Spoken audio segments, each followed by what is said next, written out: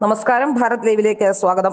ഭീകരാക്രമണത്തെ തുടർന്ന് പാകിസ്ഥാനുമായുള്ള വെടിനിർത്തൽ കരാർ റദ്ദാക്കുന്നതിനെ കുറിച്ച് കേന്ദ്ര സർക്കാർ ആലോചിക്കുന്നുണ്ടെന്ന് റിപ്പോർട്ടുകൾ. ഔദ്യോഗിക പ്രഖ്യാപനം ഉടൻ ഉണ്ടായേക്കുമെന്നും സർക്കാർ വൃത്തങ്ങളെ ഉദ്ധരിച്ച് CNN ന്യൂസ് സൈറ്റ് റിപ്പോർട്ട് ചെയ്യുന്നു. നിയന്ത്രണ രേഖയിലും അന്താരാഷ്ട്ര അതിർത്തിയിലും പാകിസ്ഥാൻ തങ്ങളുടെ പ്രതിബദ്ധത പാലിക്കുന്നതിൽ പരാജയപ്പെട്ടതിനാലാണ് ഇന്ത്യ ഈ നീക്കം പരിഗണിക്കുന്നത്.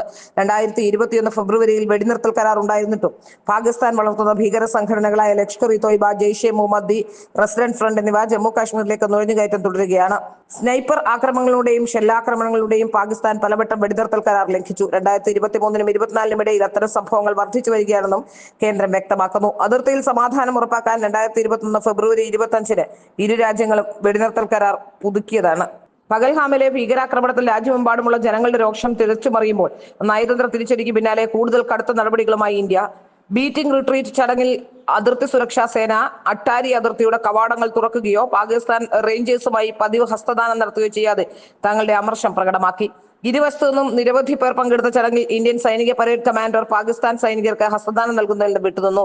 ബീറ്റിംഗ് റിട്രീറ്റ് ചടങ്ങ് 1959 മുതൽ ഇരു രാജ്യങ്ങൾക്കിടയിൽ ഒരു ആചാരമാണ്. എല്ലാ വൈകുന്നേരവും അട്ടാരി വാഗ അതിർത്തിയിൽ ഇരു സേനകളും അതിർത്തി കവാടങ്ങൾ തുറക്കുകയും ആചാരപരമായ ഹസ്തദാനം നടത്തുകയും ചെയ്യുകയാണ്. എന്നാൽ പഹൽഗാം ഭീകരാക്രമണത്തിൽ നിരപരാധികളുടെ ജീവൻ പൊലിഞ്ഞതിന് പിന്നാലെയാണ് ഇതിനി വേണ്ട എന്ന നിലപാട് BSF എടുത്തിരിക്കുന്നത്. ഭീകരാക്രമണത്തിന് മറുപടിയായി പാകിസ്ഥാനെതിരെ 5 നയതന്ത്ര തീരുമാനങ്ങൾ ഇന്ത്യ കൈക്കൊണ്ടിരുന്നു. ഇതിന്റെ ഭാഗമായി മോദി സർക്കാർ സിന്ധു നദീതല കരാർ താൽക്കാലികമായി നിർത്തിവെച്ചു. അട്ടാരി അതിർത്തി അടച്ചു. ഇന്ത്യയിലുള്ള പാകിസ്ഥാൻ പൗരന്മാരോട് രാജ്യം വിടാൻ ഉത്തരവിട്ടു.